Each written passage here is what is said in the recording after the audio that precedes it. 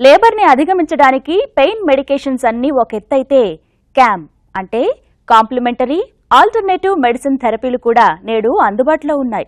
మన దేశంలో ఇవన్నీ కాస్త లేటెస్ట్ ట్రెండ్ అయినా కూడా బాగా అభివృద్ధి చెందిన దేశాల్లో వీటిని అత్యధికంగా వాడుతున్నారు.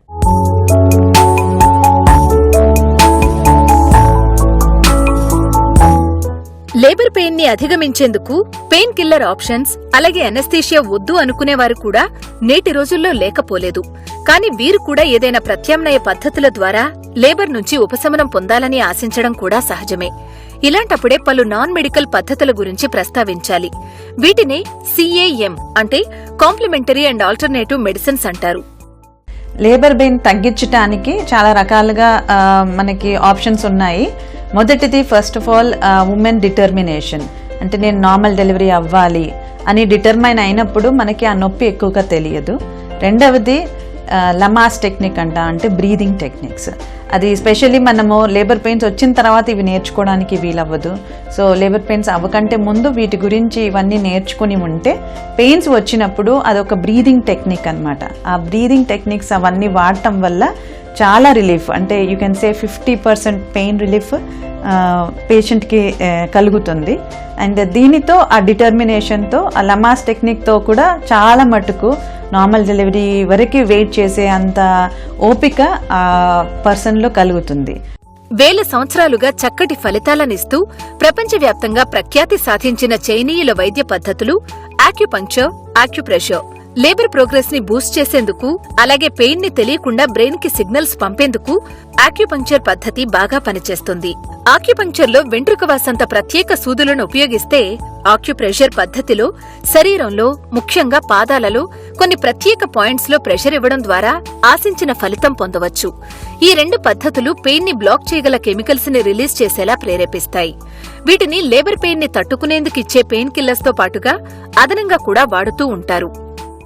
ఆక్యుపంక్చర్ అనేది మనకి కొన్ని చోట్ల ప్రెషర్ పాయింట్స్ అంటాము. మన కాలిలో మనకి బొటన్ వేలి కింద ఒక ప్రెషర్ పాయింట్ ఉంటుంది. ఆ ప్రెషర్ పాయింట్లో కనుక ప్రెషర్ ఇస్తే నొప్పి వచ్చినప్పుడు నొప్పి రిలీఫింగ్ టెక్నిక్స్ నొప్పి చాలా తక్కువగా తెలుస్తుంది. అది కూడా మనకి బాగా ఆక్యుపంక్చర్ తెలిసిన వాళ్ళతో చేయించుకోవాలి. ఇష్టం వచ్చినట్టు ప్రెస్ చేస్తే మనకి వేరే నర్వ్ స్టిమ్యులేట్ అయ్యే అవకాశం ఉంటుంది.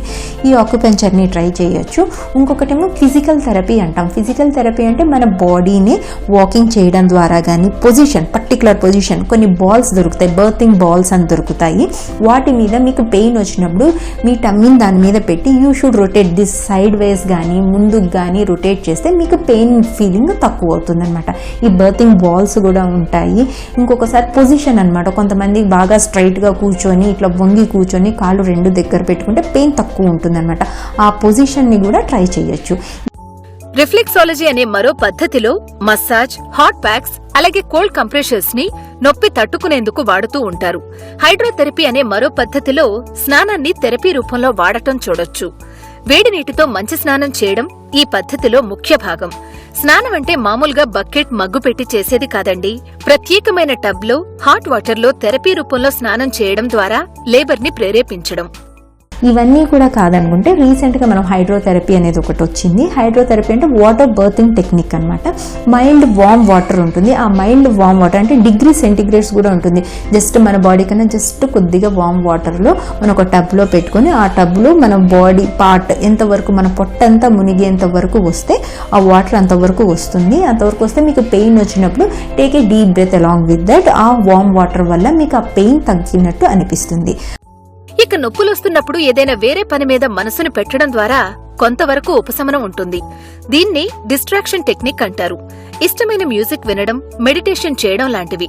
ఇక టెన్స్ అనే మరో నాన్ మెడికల్ టెక్నిక్ ద్వారా కూడా నొప్పులను కొంతవరకు అధిగమించే వీలుంది. టెన్స్ మెథడ్ అనేది మనము నర్వ్ స్టిమ్యులేషన్ స్కిన్కి ఇవ్వటం వల్ల మనకి నొప్పి తగ్గినట్టుగా అనిపిస్తూ ఉంటుంది. బట్ ఈ మెథడ్స్ అన్నీ కూడా షార్ట్ లేబర్, అంటే డెలివరీ కొంచెం తొందరలో అయిపోతుంది అన్న వాళ్ళకి ఎక్కువగా రిలీఫ్ కలుగుతుంది. అండ్ ఇవన్నీ కూడా ఆక్యుప్రెషర్ కానీ ఆక్యుపంక్చర్ కానీ టెన్స్ ఇవన్నీ కూడా పేషెంట్కి ఎక్కువ డిటర్మినేషన్ ఉండి తట్టుకునే కెపాసిటీ కొద్దిగా ఉంటే ఇవి కొద్దిగా హెల్ప్ చేస్తూ ఉంటాయి. ఎలాంటి నాన్ మెడికల్ పద్ధతైనా సరే ఆయా పద్ధతులలో నిష్ణాతులై ఉన్న వారి దగ్గర మాత్రమే తీసుకోవాలి.